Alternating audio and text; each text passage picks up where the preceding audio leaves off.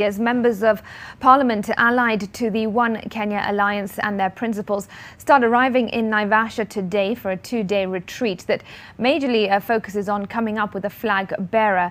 Our senior political affairs reporter, that is Kennedy Mureithi, is in Naivasha and brings us up to speed. Kennedy, what can you tell us at this point? Well, a very good afternoon to you, Smith, there in Nairobi. And as you said, it is true that we've also seen a number of them coming in, starting as early as 10 o'clock this morning when we did arrive here. And what they are going to discuss is that question on the flag bearer. Remember, two of them have been considered flag or in the front line, and that is Wiper's Kalonzo Musyoka and Musalia Mudavadi of the Amani National Congress.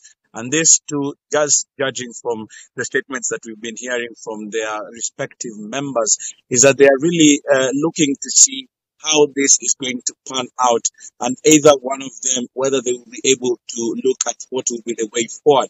But also, Smith, as I can tell our viewers, is that one of the things that we've been able to establish is that even as they move out of this retreat that starts today is just an arrival, then tomorrow they start the meetings, is that they are not going to tell us who's going to be the presidential flag bearer. That is one of the things that we've been able to ascertain. But they will be receiving a report from the technical committee.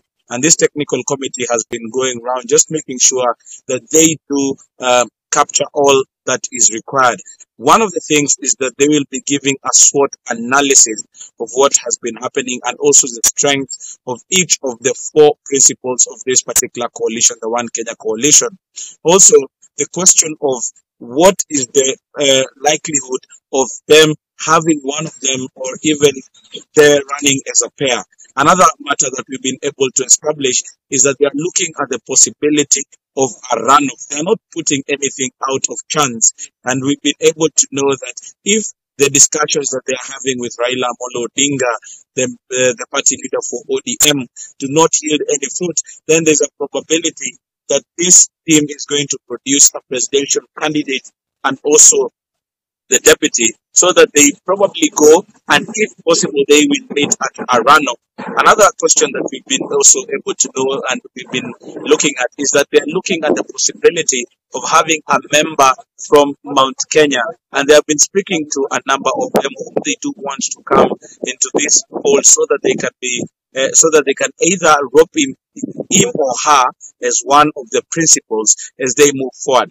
Another matter that we've been also been able to know is that after this meeting, which is expected to be very stormy, as we do understand that there are members from ANC and Wiper who've been squabbling in a WhatsApp group that they do have, is that it is going to be a bit stormy, as both insist that if none of their party leaders is going to be on the ballot, then there's a probability that also this alliance might break.